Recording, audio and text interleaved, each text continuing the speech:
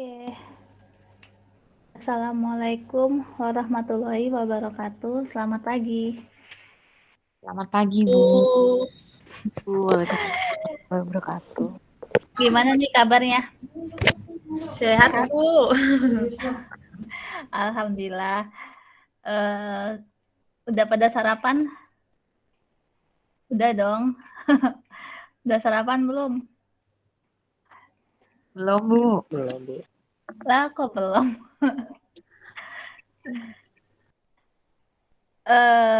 Kita di pertemuan ke-6 ya. Nah, hari ini materinya teori IFRS. Terus pertemuan ke-7 itu Sabtu depan ya.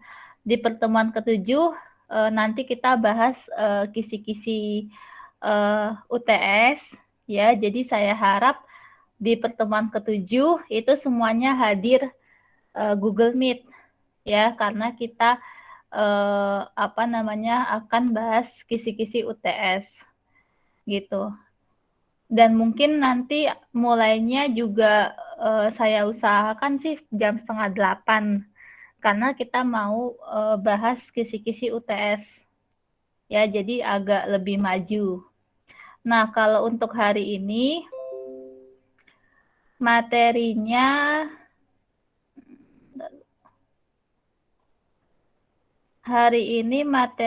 teori ya terkait International Financial Reporting Standard ya, jadi standar pelaporan keuangan internasional atau IFRS ya. Jadi kalian kalau misalnya skripsinya ambil terkait PSAK ya, pernyataan standar akuntansi keuangan, ataupun terkait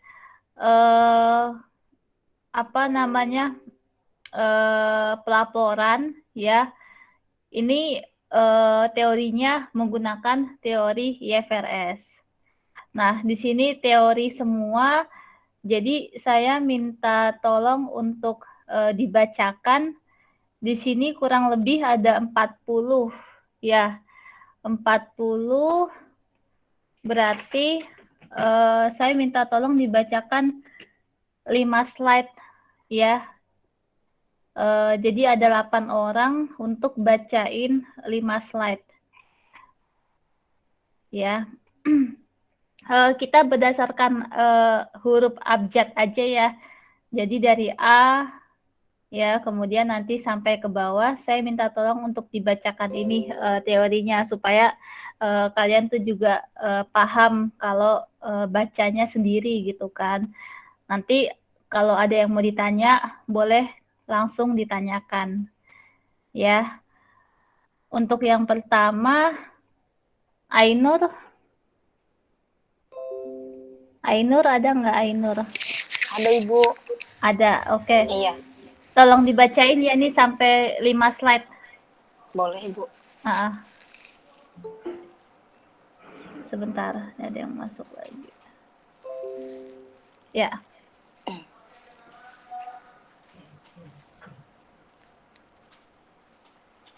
Dimulai dari slide ini, Bu. Iya. Kemampuan akhir yang diharapkan, mahasiswa dapat memahami, menguasai, dan menjelaskan perkembangan IFRS, USG, GAAP, dan PSAK. Perkembangan standar akuntansi keuangan. Standar akuntansi keuangan adalah pedoman setiap perusahaan dalam melakukan proses penyusunan laporan keuangan yang dapat menciptakan keseragaman penyajian laporan keuangan. Oleh sebab itu, Badan Penyusun Standar Akuntansi Keuangan diharapkan agar berkesinambungan mengembangkan dan menyempurnakan standar akuntansi keuangan sesuai dengan kebutuhan pengguna laporan keuangan. Organisasi yang berhubungan dalam penetapan standar akuntansi keuangan. 1. Securities and Exchange Commission atau disingkat SEC. Komisi Sekuritas dan Bursa Securities and Exchange Commission atau SEC dibentuk tahun 1933 sebagai regulator utama untuk pasar saham Amerika yang menetapkan regulasi untuk pendaftaran efek atau sekuritas dan mengawasi kegiatan bursa efek. Perusahaan penerbit sekuritas yang diperdagangkan pada bursa saham wajib melaporkan laporan keuangan yang telah diaudit kepada SEC. Saat didirikan SEC, belum ada kelompok yang menerbitkan standar akuntansi. Selanjutnya, SEC membentuk Badan Penetapan Standar Akuntansi dari pihak swasta, karena pihak swasta diinterpretasikan dapat membentuk standar akuntansi, sehingga standar akuntansi secara umum terbentuk oleh pihak swasta melalui American Institute of Certified Public Accountants, atau disingkat ICPA, dan Financial Accounting Standards Board, atau disingkat FASB. Selanjutnya, SEC berpedoman pada FASB dalam penetapan standar akuntansi. Lanjut. Organisasi yang berhubungan dalam penetapan standar akuntansi keuangan. 2. American Institute of Certified Public Accountant, atau disingkat ICPA. Pembentukan ICPA dimulai sejak tahun 1916. Dibentuk organisasi American Association of Public Accountants atau disingkat AAPA dan mengalami perubahan nama organisasi menjadi Institute of Public Accountants. Tahun 1917 sampai dengan tahun 1957 mengalami perubahan nama organisasinya menjadi American Institute of Accountants. Tahun 1958 dibentuklah organisasi American Institute of Certified Public Accountants atau disingkat AECPA. AECPA adalah organisasi profesi yang bertaraf nasional dan Certified Public Accountant atau CPA. AECPA berperan penting dalam perkembangan US Generally Accepted Accounting Principles atau disingkat USGAAP. Beberapa komite dan dewan yang dibentuk sejak berdiri AECPA telah memberi kontribusi terhadap upaya ini, yaitu Committee of Accounting Procedure atau disingkat CAP dan Accounting Principle Board atau disingkat APB. Pada awalnya AECPA diminta oleh SEC agar membentuk CAP yang mengatasi berbagai masalah akuntansi yang terjadi tahun 1939 sampai dengan tahun 1959. Tetapi CAP dinilai gagal. Kemudian AECPA mendirikan Accounting Principle Board atau disingkat APB yang bertujuan sebagai 1. Mengajukan rekomendasi prinsip akuntansi secara tertulis. 2. Menentukan praktik akuntansi yang tepat. 3. Mempersempit area perbedaan dan ketidakkonsistenan dalam praktik akuntansi. Tetapi IPB mendapatkan ancaman karena diinterpretasikan kurang produktif dan gagal bertindak cepat untuk mengatasi kritikan penyalahgunaan akuntansi. Selanjutnya, pada tahun 1971, pemimpin profesi akuntansi di Amerika membentuk Study Group of Establishment of Accounting Principles yang mulai aktif pada tahun 1973. Lanjut. Organisasi yang berhubungan dalam penetapan standar akuntansi keuangan. Ketiga, Financial Accounting Standards Board atau disingkat FASB. Pembubaran Accounting Principle Boards atau APBE kemudian diikuti pembentukan 3 organisasi baru, yaitu Financial Accounting Foundation atau VAF, Financial Accounting Standards Board atau VASB, dan Financial Accounting Standards Advisory Council atau VASAC. VASB dibentuk tahun 1973 sebagai organisasi yang bertanggung jawab dalam pembentukan standar akuntansi di Amerika. Fungsi utama FASB adalah mempelajari masalah akuntansi terkini dan memperbaiki standar akuntansi yang ada. Standar ini dipublikasikan sebagai Statement of Financial Accounting Standard atau SFAS dengan menerapkan prinsip-prinsip akuntansi yang diterima umum. FASB juga menerbitkan Statement of Financial Accounting Concept tahun 1978 sebagai kerangka kerja konseptual untuk mengembangkan standar akuntansi dan pelaporan keuangan di masa depan. Oke, terima kasih ya Ainur. Ya, Ibu, sama-sama. Selanjutnya Aisyah. Ya, Bu. Aisyah, oh ya. Ini lanjut tolong dibacakan ya. Organisasi yang berhubungan dengan dalam penetapan standar akuntansi keuangan. 3. Financial Accounting Standards Board atau FASB. Berikut karakteristik Dewan FASB yaitu 1. Keanggotaan yang lingkupnya kecil. FASB terdiri dari 5 anggota dibandingkan dengan jumlah anggota Accounting Principal Board atau APB lebih banyak yaitu 18 orang. 2. Keanggotaan bekerja penuh waktu. Anggota FASB yang ditunjuk bekerja dalam penuh waktu untuk masa kerja 5 tahun dan dapat diperbarui. Sedangkan anggota APB bekerja sukarela dalam paruh waktu. 3. Otonomi FASB lingkupnya tinggi. APB adalah komite senior dari American Institute of Public Accountants atau AICPA, sedangkan FASB tidak termasuk bagian dari organisasi profesional tunggal. Anggota FASB ditunjuk dan melapor ke Financial Accounting Foundation atau FAF. Keputusan teknik FASB hanya patuh pada pengawasan Securities Exchange Commissions atau SEC. 4. Independensi FASB lingkupnya tinggi.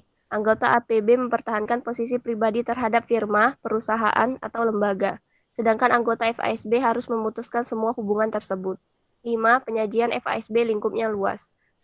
Semua anggota APB ditunjukkan untuk menjadi Certified Public Accountant atau CPA dan anggota AICPA. Sedangkan anggota FASB tidak butuh menjadi.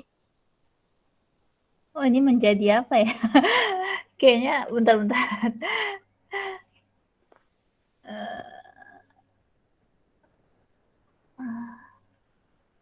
Ada yang belum keblok kali ya. Oh, menjadi CPA. Jadi Ya. Iya, menjadi CPA. Lanjut.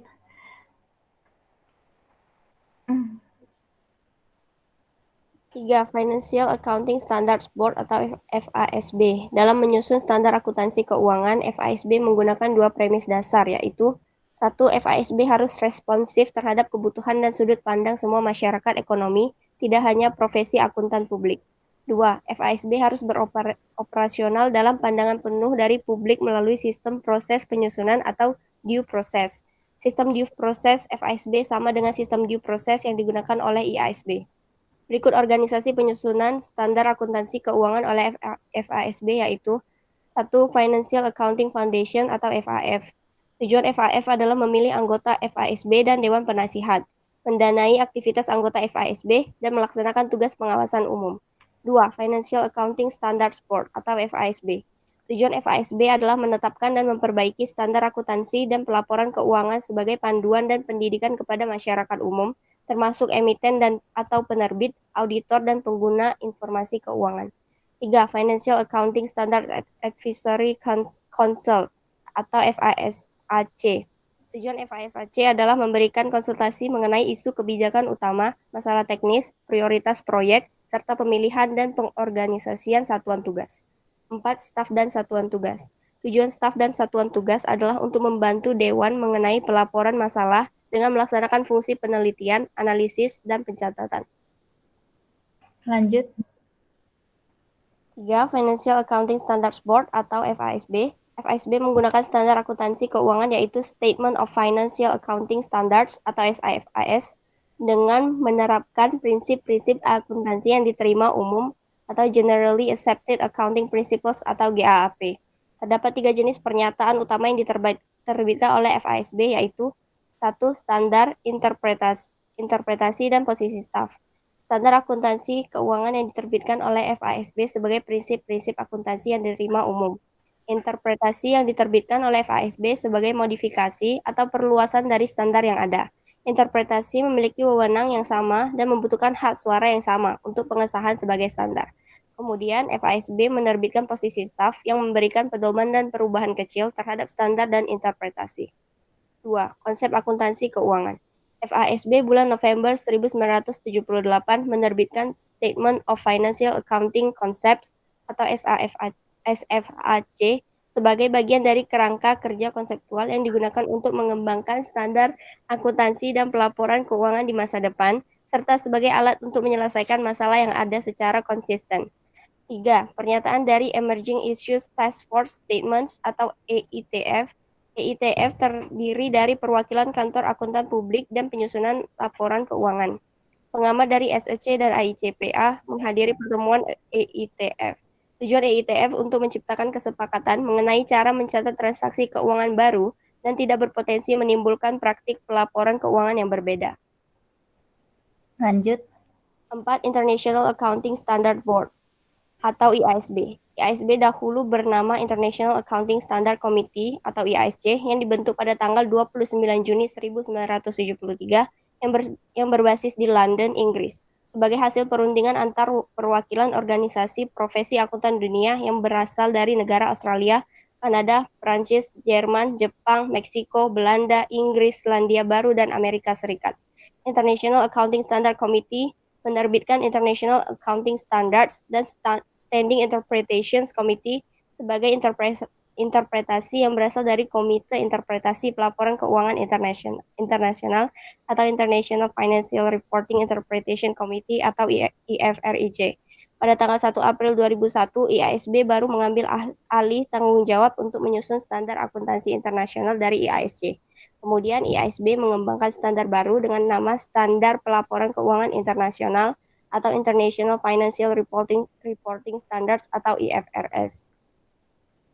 Lanjut. International Accounting Standards Board atau IASB. Berikut karakteristik Dewan IASB untuk memperkuat pentingnya proses penyusunan yang transparan dan independen, yaitu 1. Keanggotaan. Keanggotaan terdiri dari 14 anggota yang berasal dari negara yang berbeda-beda. Di antaranya 2 anggota sebagai anggota paruh waktu.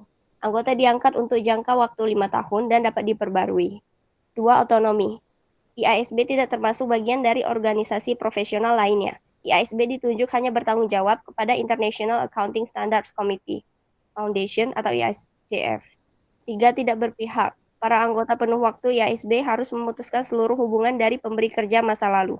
Para anggota dipilih untuk keahlian dalam penyusunan standar dan tidak untuk mewakili negara tertentu. 4. Pemungutan suara. 9 dari 14 suara dibutuhkan untuk menerbitkan IFRS baru. Dengan karakteristik ini, IASB dan anggotanya dapat maksimal menjalankan kegiatannya terhindar dari kepentingan proses politik, preferensi industri, dan terhindar dari budaya setiap negara. Oke. Terima kasih ya Aisyah. Sama-sama, Aisyah bacanya cepet ya, udah gitu lancar. Udah kayak bawa ini deh bawa kalau lagi skripsi lancar banget tuh kalau menyampaikan teorinya. Terima kasih, Bu. Sekarang ke Andini. Iya, Bu. Iya, Bu. Iya. Ini tolong dibacakan ya. Oke. Organisasi yang berhubungan dalam penetapan standar akuntansi keuangan. 4. International Accounting Standard Board atau IASB. IASB menerbitkan 3 jenis pernyataan utama, yaitu 1. Standar Pelaporan Keuangan Internasional atau IFRS. Standar akuntansi keuangan yang diterbitkan oleh IASB adalah Standar Pelaporan Keuangan Internasional atau International Financial Reporting Standard atau IFRS. IASB telah menerbitkan 9 standar sampai dengan saat ini yang meliputi subjek sebagai kombinasi bisnis dan pembayaran berbasis saham. 2. Kerangka dasar pelaporan keuangan. IASB menerbitkan dokumen yang berjudul Kerangka Dasar Penyusunan dan Penyajian Laporan Keuangan atau Framework for the Preparation and Presentation of Financial Statement. Framework ini untuk menetapkan tujuan dan konsep fundamental yang digunakan oleh Dewan dalam mengembangkan standar pelaporan keuangan masa depan. 3. Interpretasi pelaporan keuangan internasional. Interpretasi pelaporan keuangan internasional diterbitkan oleh Komite Interpretasi Pelaporan Keuangan Internasional atau International Financial Reporting Interpretation Committee atau IFRIC. Interpretasi ini meliputi 1. Masalah pelaporan keuangan yang baru diidentifikasi tidak secara khusus diatur dalam IFRS. 2. Masalah interpretasi yang tidak ada panduannya dalam standar akuntansi keuangan. Lanjut. 4. International Accounting Standard Board atau IASB. Dalam menyusun standar akuntansi keuangan, IASB telah memiliki proses penyusunan atau due process secara transparan. Proses penyusunan standar akuntansi keuangan oleh IASB memiliki unsur sebagai berikut. 1. Dewan Penyusunan Standar Independen yang diawasi oleh badan pengawas yang beragam secara geografis dan profesional. 2. Proses menyeluruh dan sistematis untuk mengembangkan standar akuntansi keuangan. 3. Berhubungan dengan investor, regulator, pemimpin bisnis, dan profesi akuntansi global pada setiap tahap dalam proses. 4. Upaya berkolaborasi dengan masyarakat, penyusunan standar akuntansi keuangan di semua dunia. Lanjut. 5. International Organization of Securities Commission atau IOSCO. IOSCO tidak menetapkan standar akuntansi, jadi organisasi ini didirikan untuk memastikan bahwa pasar global dapat beroperasional secara efektif dan efisien. Pada tahun 2005, sebagai tahun bagi IOSCO, ketika adanya note kesepahaman atau MOU untuk memfasilitasi kerjasama antar negara, mengurangi resiko sistematik global, melindungi investor, dan memastikan pasar modal yang adil dan efektif dan efisien. 6. Governmental Accounting Standard Board atau GASB. GASB dibentuk pada tahun 1984 oleh Financial Accounting Foundation atau FAF. GASB didirikan karena pelaporan keuangan yang disusun oleh pemerintah daerah atau pemerintah lokal tidak dapat dibandingkan dengan laporan keuangan yang disusun oleh perusahaan swasta. Pembentukan dan perbaikan standar dari akuntansi keuangan bagi pemerintah lokal dan pemerintah negara bagian Amerika Serikat sebagai tujuan pembentuk organisasi ini. Struktur operasional GASB sejenis dengan struktur organisasi yang telah berdiri sebelumnya, yaitu FASB. GASB memiliki struktur yang cukup sederhana, yaitu terdiri dari Dewan Penasehat yang dikenal dengan Governmental Accounting Standard Advisory Council atau GASAC yang dibantu oleh beberapa staf teknis. Lanjut. Prinsip-prinsip akuntansi yang diterima umum atau Generally Accepted Accounting Principle atau GAAP. Pada tahun 1984, General Accounting Principle atau GAAP diterapkan sebagai standar akuntansi Indonesia. GAAP sebagai kumpulan standar, pernyataan, opini, interpretasi, dan pedoman praktik akuntansi. GAAP memiliki dukungan yang substansial dari ICPA dengan menerbitkan Peraturan Code of Professional Conduct. AICPA mewajibkan para anggotanya menyusun laporan keuangan dengan standar GAAP. Secara khusus di Peraturan 203 bahwa anggota dapat mengungkapkan pendapat jika laporan keuangan tersebut menyimpang dari prinsip-prinsip akuntansi yang diterima umum. FASB menyusun standar hierarki prinsip-prinsip akuntansi yang diterima umum atau GAAP untuk menentukan sumber prinsip-prinsip akuntansi dan kerangka kinerja pemilihan prinsip yang digunakan dalam menyusun laporan keuangan. Standar ini mengkategorikan sumber utama dari GAAP, yaitu standar, interpretasi, posisi staf FASB, APB Opinion, dan Accounting Research Bulletin in ICPA. Oke. Terima kasih banyak, Andini. Iya, Bu, sama-sama. Selanjutnya, Anggita Nur Pratiwi. Ada nggak? Ya, Bu. Oh iya. Ya, ini lanjut, tolong dibacakan ya. Standar Pelaporan Keuangan Internasional, International Financial Reporting Standard atau IFRS. International Financial Reporting Standard (IFRS) adalah standar akuntansi internasional yang diterbitkan pada bulan April 2001 dan diciptakan oleh International Accounting Standard Board atau IASB. IFRS diterbitkan guna mendukung standar laporan keuangan dunia yang telah terlebih dahulu ada, yaitu International Accounting Standard IAS, dengan interpretasi lain bahwa IFRS sebagai produk standar akuntansi versi terbaru yang diterbitkan oleh IASB, sedangkan IAS adalah versi lamanya. IFRS adalah standar akuntansi yang menekankan pada penilaian profesional judgment, dengan pengungkapan disclosure yang jelas dan transparan mengenai substansi ekonomi dalam rangka menghubungkan perbedaan antar negara untuk memperkuat transaksi perdagangan global. Sehingga standar akuntansi laporan keuangan yang bersifat global dapat membantu menyeragamkan standar laporan keuangan yang ada di setiap negara, agar tidak terjadi kesalahan dalam penyusunan laporan keuangan dan mudah dipahami oleh pengguna laporan keuangan. Hierarki Standar Pelaporan Keuangan Internasional, International Financial Reporting Standard atau IFRS. Setiap perusahaan yang menunjukkan bahwa penyusunan laporan keuangannya sesuai dengan International Financial Reporting Standard (IFRS) harus menggunakan semua standar dan interpretasi. Berikut ini hierarki yang digunakan untuk menentukan persyaratan pengakuan, penilaian, dan pengungkapan, yaitu 1. Standar pelaporan keuangan internasional (International Financial Reporting Standard). 2. Standar akuntansi internasional (International Accounting Standard). Ketiga, interpretasi berasal dari Komite Interpretasi Pelaporan Keuangan Internasional atau International Financial Reporting Interpretation Committee atau IFRIC atau Standing Interpretation Committee. Persyaratan utama IFRS adalah bahwa laporan keuangan memberikan penyajian secara wajar. Standar akuntansi yang digunakan di Indonesia. Standar akuntansi yang digunakan di Indonesia adalah 1. Standar akuntansi keuangan atau SAK. Kedua, standar akuntansi keuangan entitas tanpa akuntabilitas publik SAK etap atau UMKM usaha mikro, kecil, dan menengah. Ketiga, standar akuntansi keuangan syariah atau SAK syariah. Keempat, standar akuntansi pemerintahan atau SAP. Konvergensi PSAK ke IFRS. Strategi yang dilaksanakan untuk konvergensi PSAK ke IFRS ada dua jenis, yaitu 1. Big Bang Strategy. Ada adopsi penuh IFRS dilaksanakan secara sekaligus tanpa melalui tahapan tertentu. Strategi ini digunakan oleh negara maju. 2. Gradual Strategy. Adopsi IFRS dilaksanakan secara bertahap. Strategi ini digunakan oleh negara berkembang seperti Indonesia. Konvergensi PSAK ke IFRS.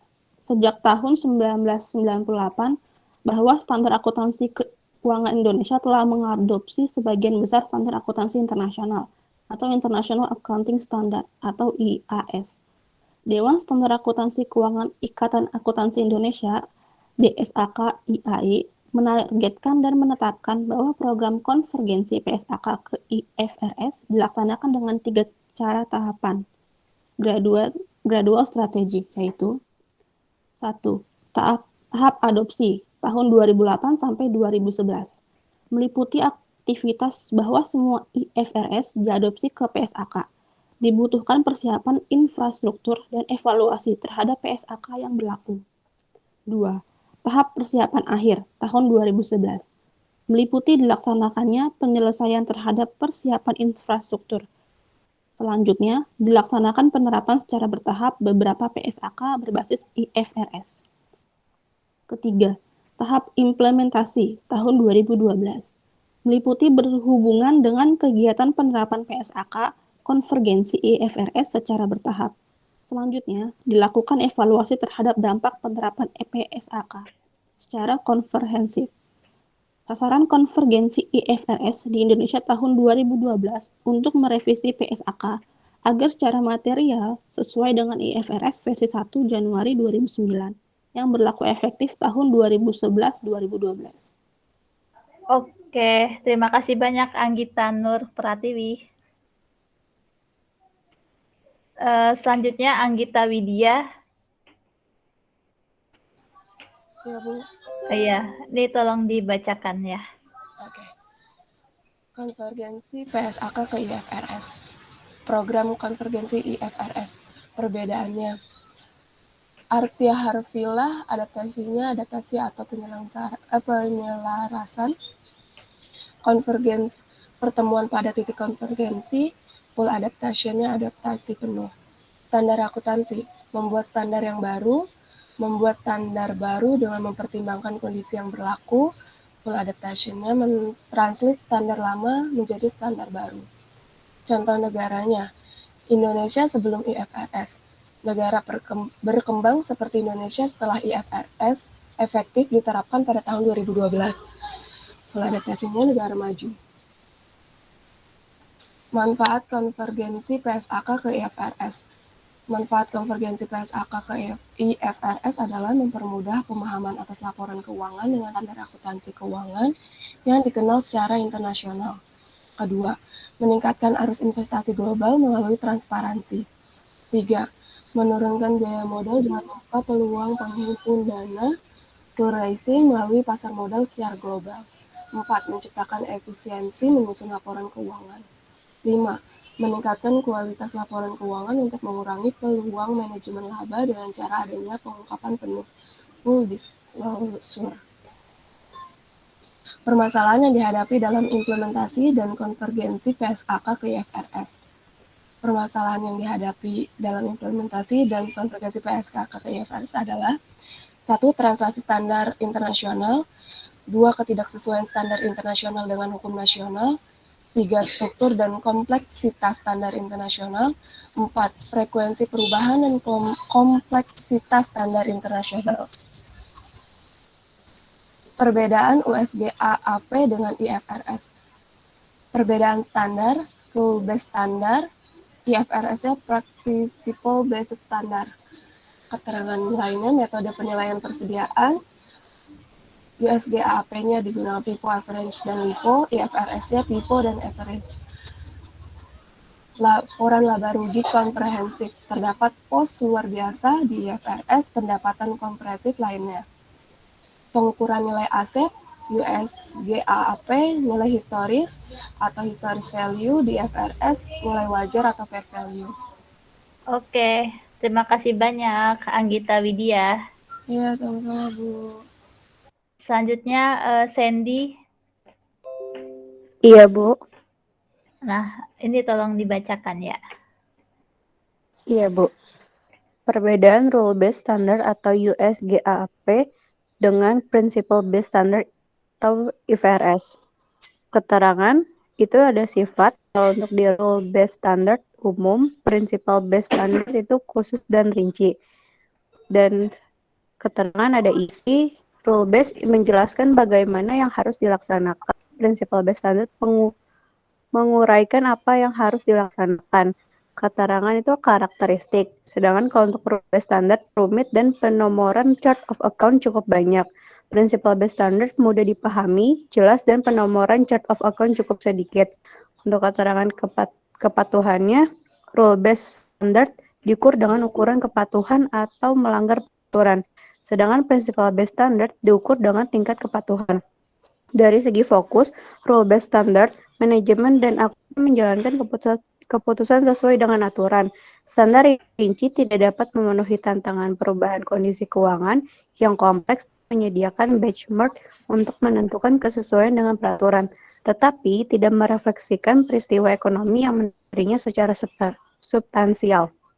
Sedangkan principle-based standard, manajemen dan akuntan diberi kewenangan menerapkan professional judgment untuk lebih fokus pada merefleksikan transaksi atau peristiwa ekonomi secara substansial, tidak hanya melaporkan transaksi atau peristiwa ekonomi sesuai dengan standar. Perbedaan USGAAP dengan IFRS dalam kerangka konseptual akuntansi keuangan. Level 1 yaitu tujuan laporan keuangan. USGAAP memiliki 3, yaitu 1. Menyediakan informasi yang berguna untuk pengambilan keputusan investasi dan keputusan pendanaan.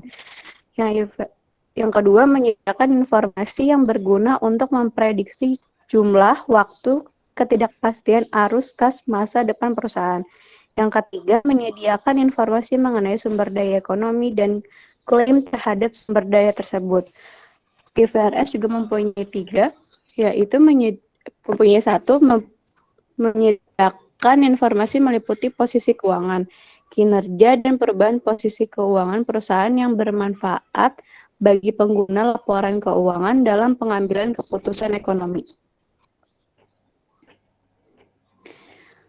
Perbedaan USGAAP dengan IFRS dalam kerangka konseptual akuntansi keuangan. Level 2 yaitu karakteristik kualitatif informasi akuntansi.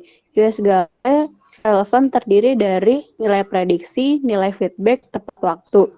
Dapat dipercaya, terdiri dari disajikan dengan jujur, netral, dapat diverifikasi, dapat dibandingkan dan konsisten. Sedangkan IFRS relevan terdiri dari nilai prediksi, nilai konfirmasi, materialitas. Dapat dipercaya IFRS dari disajikan dengan jujur, netral, substansi, mengungguli bentuk, kehati-hatian atau ada ketidakpastian kesalahan dalam menyediakan informasi, kelengkapan, dan dapat dibandingkan. Perbedaan US GAAP dengan IFRS dalam kerangka konseptual akuntansi dan keuangan level 3, pengakuan dan pengukuran prinsip. Secara US GAAP memiliki 4, yaitu biaya historis, 2 pengakuan pendapatan, ketiga kesesuaian, keempat pengungkapan penuh. IFRS mempunyai 7, 1 biaya historis, kedua, biaya sekarang atau apa yang harus dibayar hari ini untuk mendapatkan aset. Ini diperoleh dalam penilaian yang sama dengan nilai wajar. Yang ketiga, nilai realisasi atau jumlah kas yang dapat diperoleh saat ini jika dilepas. Yang keempat, nilai wajar. Yang kelima, pengakuan pendapatan. Yang keenam, pengakuan beban. Yang ketujuh, pengungkapan penuh. Oke, terima kasih banyak ya Sandy. Ya Bu, sama-sama Bu. Selanjutnya Erika. Iya Ibu.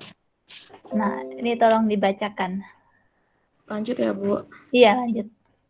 Perbedaan US GAAP dengan IFRS dalam kerangka konseptual akuntansi keuangan level 5, yaitu pengakuan dan pengukuran asumsi dasar. US GAAP yang pertama ada kelangsungan usaha, kedua entitas ekonomi, ketiga unit moneter, keempat periode. Sedangkan IFRS yang pertama kelangsungan usaha, yang kedua basis akrual. Perbedaan US GAAP dengan IFRS dalam kerangka konseptual akuntansi keuangan level 7, yaitu pengakuan dan pengukuran kendala. Untuk US GAAP yang pertama biaya dan manfaat, kedua materialitas, yang ketiga praktik industri, yang keempat konservatisme. Sedangkan IFRS yang pertama keseimbangan antara biaya dan manfaat, yang kedua tepat waktu, dan yang ketiga keseimbangan antara karakteristik kualitatif. Pengguna laporan keuangan. Pengguna untuk internal manajemen kepentingannya yaitu mengevaluasi kinerja keuangan perusahaan dan informasi dalam laporan keuangan yang dapat digunakan untuk menyusun perencanaan dan strategi perusahaan. Pengguna bagi eksternal yaitu investor, kepentingannya yaitu menilai prospek perkembangan perusahaan tersebut seperti mengukur risiko investasi. Pengguna pemberi pinjaman atau bank, kepentingannya yaitu mengetahui kemampuan perusahaan dalam melunasi pinjamannya. Pengguna pemerintah dan badan regulator lain, kepentingannya yaitu menganalisa capital adequacy rasio perusahaan sebagai analisa kemampuan perusahaan membayar pajak dan menghitung statistik pendapatan nasional. Capital adequacy ratio adalah rasio kecukupan modal yang berfungsi mengatasi risiko kerugian yang dihadapi oleh bank. Pengguna pemasok yaitu kepentingannya untuk menentukan kesesuaian harga bahan baku. Pengguna untuk pelanggan kepentingannya yaitu mengetahui kelangsungan operasional bisnis perusahaan dan mengetahui keunggulan produk atau jasa perusahaan. Pengguna bagi pegawai yaitu kepentingannya untuk mengetahui kelangsungan operasional bisnis perusahaan dan mengetahui perusahaan untuk memberikan kompensasi kepada pegawai. Pengguna bagi masyarakat termasuk akademisi yaitu kepentingannya untuk sebagai modul pembelajaran, meningkatkan ilmu pengetahuan dan dapat menjadi referensi dalam menyusun tugas akhir, artikel dan makalah. Udah. Oke, ya. Terima kasih banyak Erika. Sama-sama Ibu. Oke, sampai sini ada yang mau ditanya nggak? Terkait IFRS? Nggak ada? Ya, jadi ini teori, ini nggak saya keluarkan di UTS ya. Jadi ini hanya untuk pengetahuan aja pada saat penyusunan skripsi nanti gitu. Jadi kalian kalau skripsinya bahasnya tentang PES AK itu nanti pakai teori